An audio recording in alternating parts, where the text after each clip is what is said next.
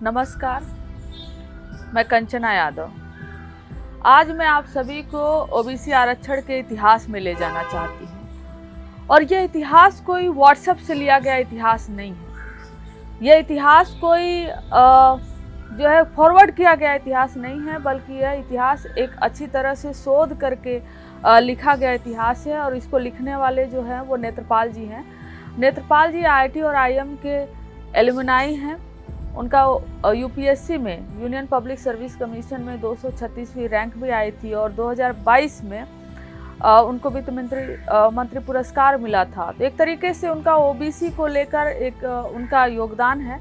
और वो लिखते हैं कि ओबीसी आरक्षण को लेकर समाज में कई तरह की धारणाएं फैला दी गई हैं। कुछ धारणाएं यह कहती हैं कि ओबीसी वर्ग की जो अवधारणा है वह सबसे पहले 1990 में आई। श्री वीपी सिंह जी की सरकार ने यह अवधारणा दी। कई लोग यह अवधारणा मानते हैं और कई लोग मानते हैं कि ओबीसी आरक्षण केवल एक राजनीतिक चाल थी।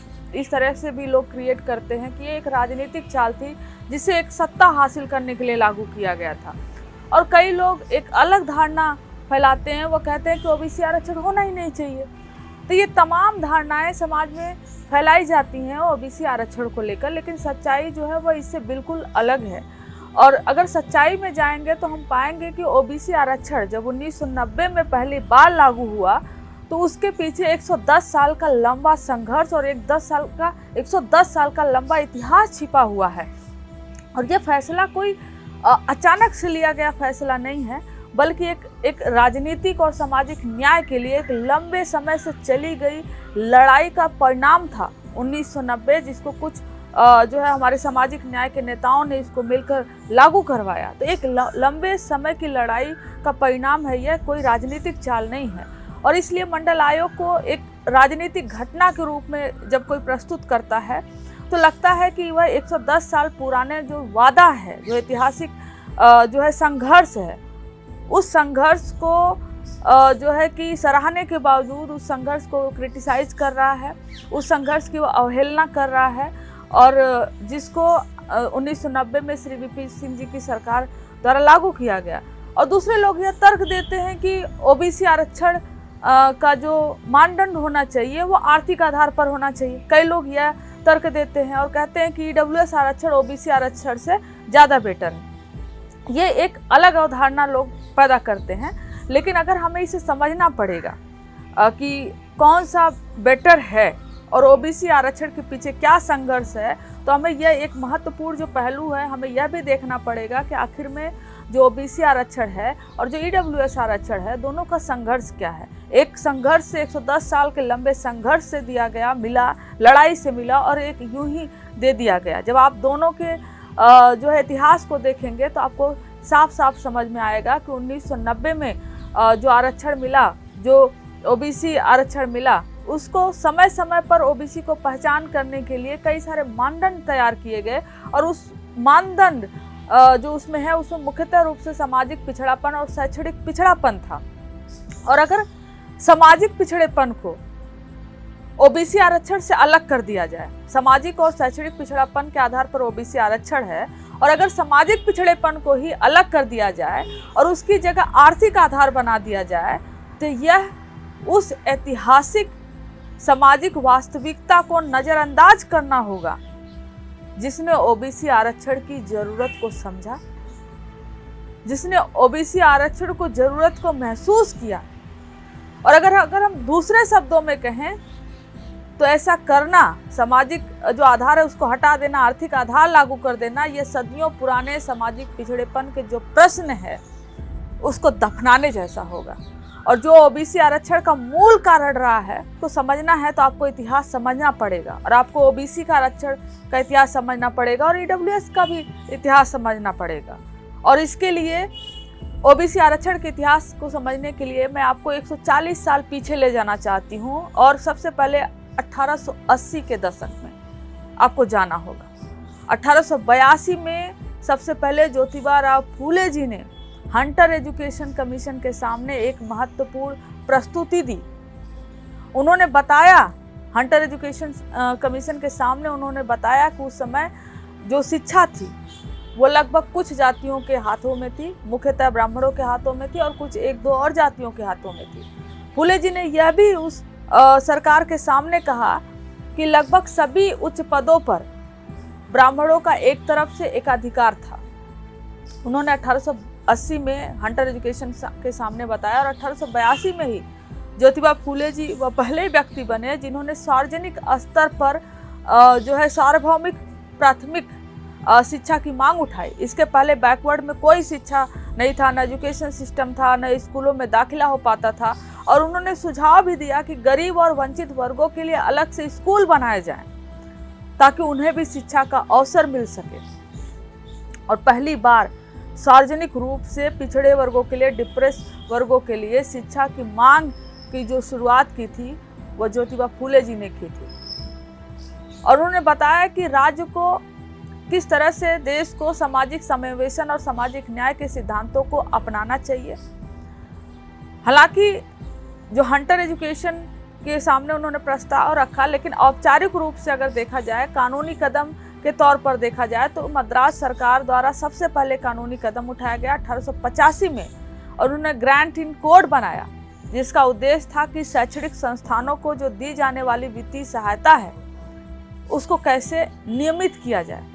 और इसी के तहत, इसी ग्रांट इन एड जो कोड बना 1885 में, इसी के तहत उन्होंने जो डिप्रेस क्लास है जो वंचित क्लास था, उन छात्रों के लिए विशेष सुविधाएं प्रदान करना शुरू किया। सबसे पहले कानूनी रूप से ये सुविधा मद्रास सरकार ने शुरू किया। और इसी तरह त्रावणकोर राज्य में भी 19वीं सदी के अंत तक एक सामाजिक असंतोष बढ़ता रहा।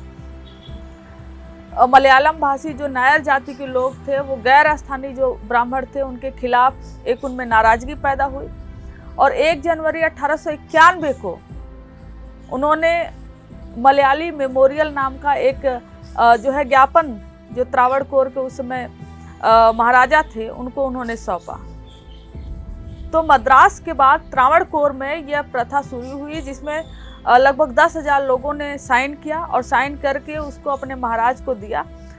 और 3 सितंबर 1896 को जो त्रावणकोर के एझावा में एक सभा हुई और उस सभा में लगभग जो सदस्य थे उन्होंने भी एक तरह का ज्ञापन सौंपा जिसमें उन्होंने हस्ताक्षर किए और यह मांग रखा कि जो पिछड़े वर्ग हैं उनके लिए आरक्षण की एक तरीके से शुरुआत की जाए, एक तरह से प्रोटेक्शन उनको दिया जाए।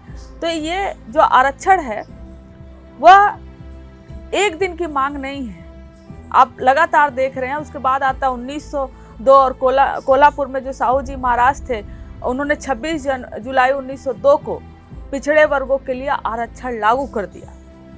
और संभवतः यह पूरे देश में कानूनी रूप से अगर देखा जाए तो कानूनी रूप से पहली बार ओबीसी आरक्षण जो है वो लागू हुआ कोल्हापुर में 1902 में। और इस आदेश को अगर देखा जाए तो इस आदेश के अनुसार सरकारी नौकरियों में 50% पद 50% पद जो है वो पिछड़ों के लिए आरक्षित कर दिया गया। और इस व्यवस्था में जो ब्राह्मण थे, जो सेवड़ी थे, प्रभु, पारसी थे, इनको छोड़कर, खासकर जो ऑलरेडी नौकरियों में थे उनको छोड़कर जो बाकी जातियां थीं उन सभी जातियों को पिछड़ा वर्ग माना गया और उनको 50% आरक्षण दिया गया। 1894 में साहू जी महाराज ने एक और सर्वे कराया था जिसमें उन्हें पता चला कि 71 सरकारी पदों में से 67 पद जो हैं वो ब्राह्मणों के पास थे, यानी लगभग 94.3% पद पे वो एक ही जाति के लोग थे। और उन्हीं के शासनकाल का अगर अंत तक देखा जाए, मतलब जब उन्होंने आरक्षण 1902 में लागू किया और 1922 आते आते जो पिछड़े वर्ग की हिस्सेदारी थी वो बढ़कर 62.11% तक पहुंच गई थी। और इतना ही नहीं बल्कि साहू जी महाराज जी ने बाबा साहब भीमराव अम्बेडकर के जो सामाजिक संघर्ष और प्रयास थे उसमें भी उन्होंने एक महत्वपूर्ण सहयोग दिया, उन्होंने सहायता प्रदान किया। और इसके बाद 1918 में मैसूर के महाराजा ने एक समिति का गठन किया। आप देख रहे हैं 1882, 1850, 1902। अब मैसूर में भी एक समिति का गठन हो गया जिसके अध्यक्ष थे जो एल.सी. मिलर, वो उसके अध्यक्ष थे, अध्यक्षता कर रहे थे और वो मैसूर के न्यायाधीश भी थे। और इस समिति का जो मुख्य उद्देश्य था वह यह था कि जो राज्य की सेवाएं हैं उसमें जो गैर ब्राह्मण हैं उनकी जो संख्या है वो बढ़नी चाहिए, जो उनका रिप्रेजेंटेशन है वो बढ़ना चाहिए। इसके लिए मिलर समिति को सुझाव देना था। तो मिलर समिति जो है वह एक तरीके से सुझाव देती है। 1921 में मैसूर ने एक आदेश जारी किया जिसके आधार पर पिछड़े समुदायों को शिक्षा और सरकारी नौकरियों में विशेष सुविधाएं प्रदान की गई। तो कोल्हापुर के बाद फिर मैसूर में भी इसी तरह का जो है कि आरक्षण प्रदान किया गया, एक विशेष तरीके की सुविधाएं प्रदान की गई। फिर 1928 में आते हैं तो बॉम्बे सरकार ने श्री ओची बी स्टार्टे की एक अध्यक्षता में एक कमेटी बनाई, बॉम्बे सरकार ने बनाई, जिसका मुख्य कारण था, उद्देश्य था कि आप पिछड़े वर्गों की पहचान करें और पिछड़े वर्गों की पहचान करके आप एक रिपोर्ट प्रस्तुत करें। तो इन्होंने 1930 में पिछड़े वर्गों की एक रिपोर्ट प्रस्तुत की बॉम्बे में और पिछड़े वर्गों को 3 सेक्शन में बांट दिया। पहला वह सेक्शन था जो वंचित वर्ग, डिप्रेस क्लास था। दूसरा वह सेक्शन था जो आदिवासी था, पहाड़ी जनजातियां थी जो पहाड़ी इलाकों में रहती थी। और तीसरा जो वर्ग था उन्होंने अन्य पिछड़ा वर्ग, अदर बैकवर्ड क्लास के रूप में उसको आइडेंटिफाई किया बॉम्बे में। तो इस समिति ने जब पिछड़ा वर्ग को आइडेंटिफाई किया, उसको डिवाइड किया, उसके बाद कई तरह की जो है वो सिफारिशें भी दी और उस सिफारिशों के आधार पर सरकारी नौकरियों में जो है कि वो विशेष सुविधाएं दी जानी चाहिए, खासकर अदर बैकवर्ड को। इन्होंने इस तरीके से जो है कि सिफारिशें की। उसके बाद गवर्नमेंट ऑफ इंडिया एक्ट 1919 के तहत जो है ब्रिटिश भारत के प्रांतों में प्रांतीय चुनाव कराए गए। और जब प्रांतीय चुनाव होते हैं तो अब महत्वपूर्ण बात यह है कि मद्रास राज्य में जस्टिस पार्टी की बहुमत प्राप्त हुई और जस्टिस पार्टी ने सरकार बनाई। और जस्टिस पार्टी की जो विचारधारा थी वो मुख्य रूप से जो तमिल प्राइड था और ब्राह्मणवाद के विरोध के इर्द गिर्द में घूमता था। मतलब वो पार्टी जो कि पिछड़ों के लिए एक कमेटी बनाती है, बात करती है, वो पार्टी जीत कर आती है। तो मद्रास सरकार ने सरकारी आदेश उसके बाद जारी किया जिसकी संख्या थी 613, जो 16 सितंबर 1921 को लागू हुआ। और इस आदेश के तहत विभिन्न समुदायों के लिए आरक्षण की व्यवस्था की गई।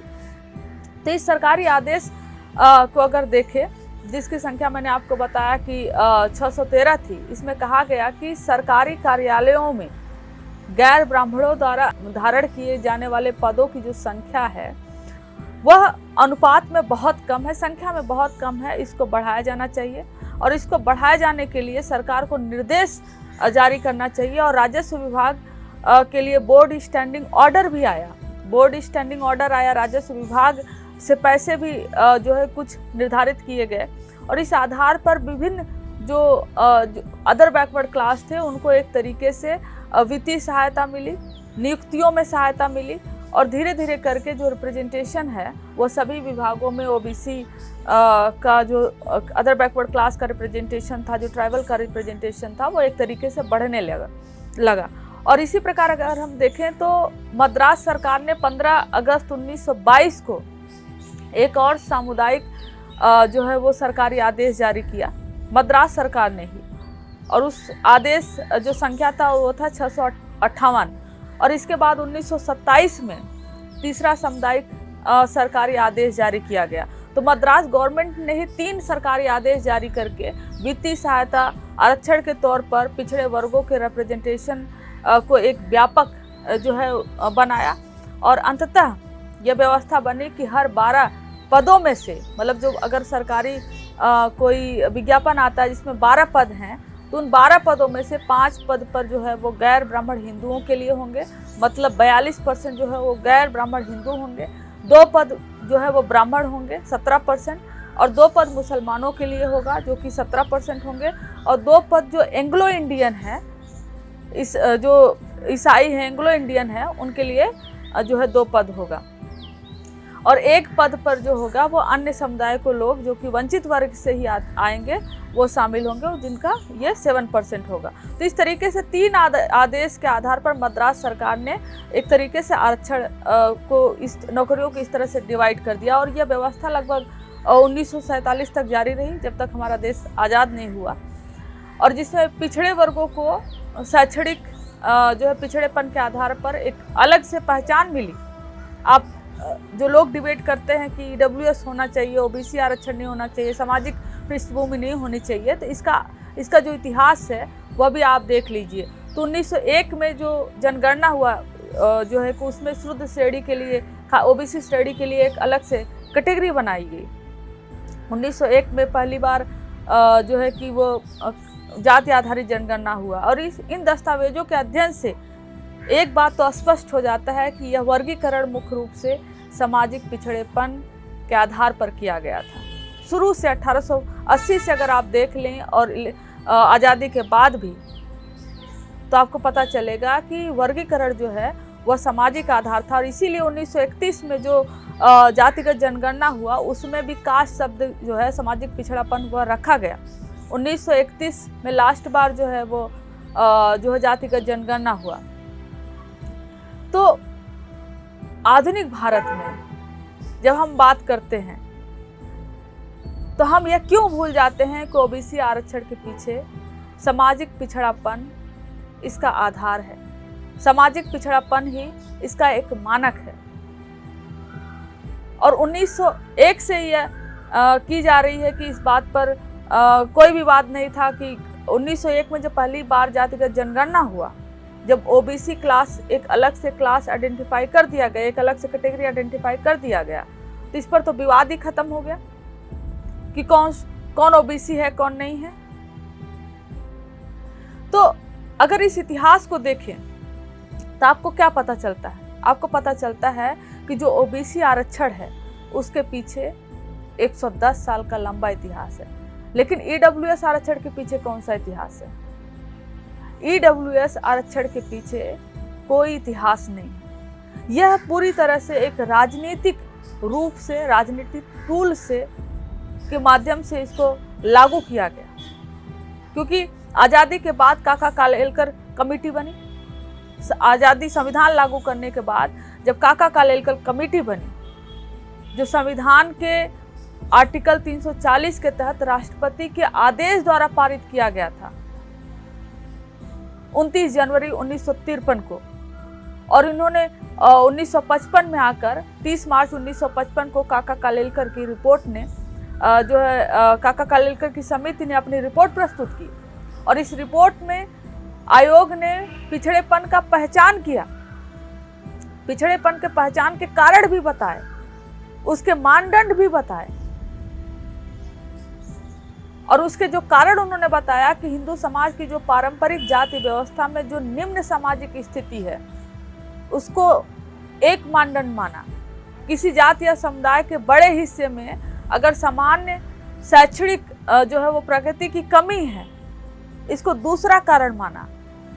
तीसरा कारण काका कालेलकर ने जो माना वो सरकारी सेवाओं में अपर्याप्त या बिल्कुल भी अगर किसी का रिप्रेजेंटेशन ना हो उसको पिछड़ा माना। और अगर जो चौथा कारण है वो व्यापार, मतलब जो उद्योग धंधे हैं, अगर उसमें अपर्याप्त लोग किसी समाज से हैं तो इसको एक कारण माना। और इस मानदंडों के आधार पर आयोग ने 2399 जो है वो पिछड़ी जातियों की पहचान की, और उनमें से 837 ऐसी जातियां थी जो कि अत्यंत रूप से पिछड़ी थी। ये काका कालेलकर की रिपोर्ट में जो 1955 में आई उसमें थी, लेकिन बाद में यह रिपोर्ट लागू नहीं की जा सकी क्योंकि इसको जो इसमें जो लोग समिति में थे वही इसके विरोध में आ गए और उन्हीं मतभेद हो गया और कहने लगे कि जो ओबीसी आरक्षण है वह इस आधार पर नहीं बल्कि आर्थिक आधार पर होना चाहिए। काका कालेलकर की रिपोर्ट इसीलिए वो धरी की धरी रह गई। उन्हीं में विवाद हो गया कि आर्थिक मानदंड होना चाहिए ना कि सामाजिक मानदंड होना चाहिए, जबकि आप लोग देख रहे थे कि कैसे सामाजिक और शैक्षणिक रूप से पिछड़ापन की लड़ाई 1882-1880 से शुरू हुआ। और फिर आता है मंडल आयोग। मंडल आयोग ने भी जातियों को, पिछड़ी जातियों को पहचाना। उन्होंने भी आरक्षण की जो अवधारणा दी वह सामाजिक रूप से जो पिछड़े हैं, जो शैक्षणिक रूप से पिछड़े हैं, उसके आधार पर किया। और उन्होंने बताया कि आप इसको सामाजिक पिछड़ापन और शैक्षणिक पिछड़ापन को नज़रअंदाज नहीं किया जा सकता, जिसके आधार पर बाद में मंडल आयोग रिपोर्ट आई। और इसी रिपोर्ट की एक सिफारिश जो है 1990 में श्री वीपी सिंह जी की सरकार द्वारा लागू किया गया। तो आप देख रहे हैं कि मंडल आयोग जब 1990 में लागू हुआ, उसके पहले और आज़ादी के पहले लगभग 15 से ज़्यादा आयोग जो है वो बन चुके थे, जिन्होंने अपने अपने जो है कि अनुरूप अलग अलग राज्यों में जो है कमेटियां बना चुकी थी, रिकमेंडेशन कर चुके थे। और सारी जो कमेटियां थी, काका कालेलकर को छोड़ दिया जाए, सारी जो कमेटियां बनी थी, उन्होंने बोला कि आरक्षण जो है वह सामाजिक और शैक्षणिक पिछड़ेपन के आधार पर होना चाहिए, न कि वह इस आधार पर होना चाहिए कि आर्थिक रूप से वह कितना कमजोर है।